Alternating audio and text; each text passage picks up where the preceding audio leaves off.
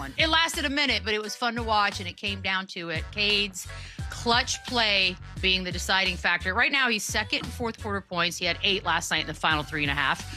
And he's second in clutch points this season. Boogie, I'll start with you. Look, we have the MVP discussion. We know how that's sort of broken down. They are on a nice little winning, not streak, but they have won so many games this season, and they are the story as far as I'm concerned. I know the MVP is usually a 1 or 2 guy race, but can we at least put him in the conversation if we're going to broaden it a bit to 4 or 5 guys?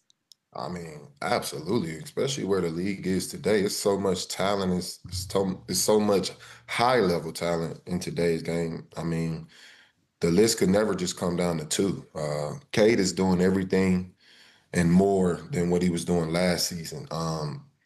He's proven time and time again that he can lead this team. He's shown that he's the franchise guy. He's the superstar. He's now becoming a more nationwide name, a more global name. Obviously, a Nike shoe is coming in place with him. So everything is happening for him at the right time, and he's now slowly creeping into that superstar status. So everything he's doing right now is just all a part of the recipe. So it's expected.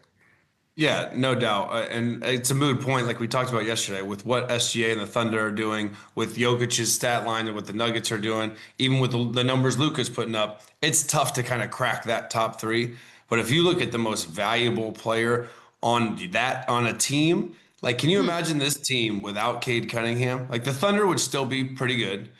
Sure. The Nuggets would take a big hit, but they still have some talent there. Jamal Murray, I think, would take a leap. I think the Pistons, I don't think, are a playoff team without Cade Cunningham, and they are the 1 seed with him. That is value. So I think it's a no-brainer. He should be in the discussion.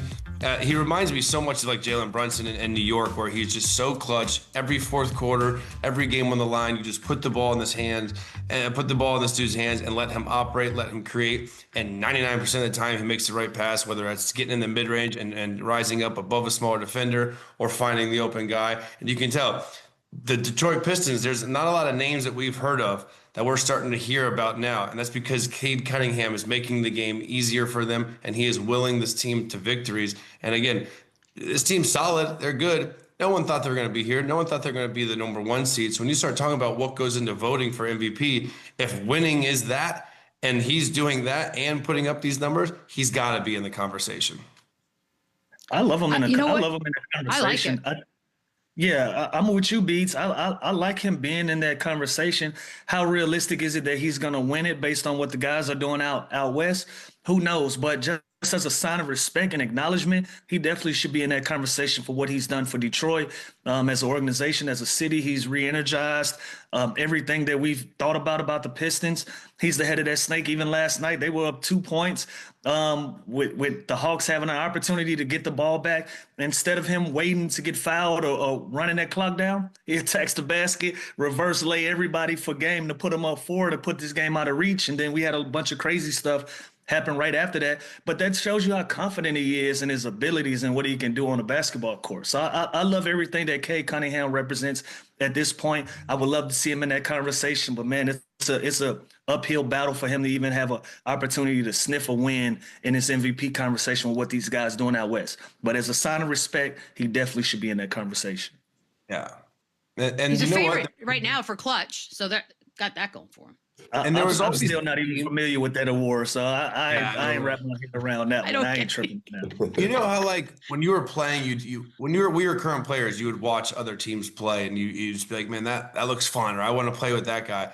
I get that feeling with the Pistons. I get that feeling with Cade Cunningham. They're building something special there, and they play hard as hell, and they make the right pass. And Cade Cunningham is so good getting everybody involved.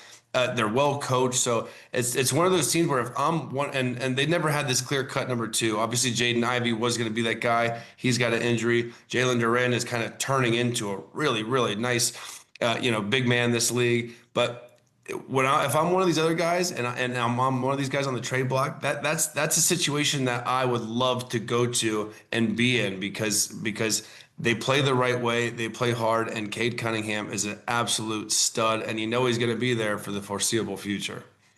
Absolutely. That's the best part. By the way, as a shout out, I should say, 37-9 was the outscoring of Detroit's bench to Atlanta's, which I do think should be remarked on, because I mean he had a slower night than we're normally accustomed to. Jalen Johnson, by the way, we should at least mention, Lou, and I'm going to go to you obviously first on this with Hawks talk. They don't have Trae Young, and that has not seemed to really slow them down at all. And he has come out as, would you say, the franchise player for Atlanta moving forward? He's really like that. He like that. He's one of them guys, and he's shown that.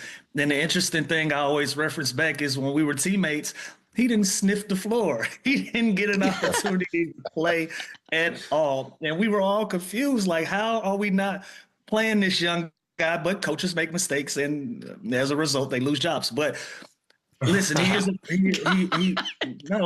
listen, he is a franchise, and that's no slight to nobody, but that's the reality of it. He is a franchise guy. Trae Young aside, you put him on any team, he's going to be a 1 or 2 option with the way that he's playing basketball. The future is bright for him in Atlanta. I hope they figure everything out. And I love the fact that Quinn Snyder has found a way to maximize the way that he plays and put him in a position to be successful, and to put him in a position to lead this team with Trae Young being out. But if you're asking me if he's a franchise guy long term, I don't care what team you put him on. He's going to be the first or the second option on the majority of a lot of them, Atlanta included. I love what he's doing. Shout out to my little bro. I love the fact that he's getting an opportunity to shine and show his genius. Yeah.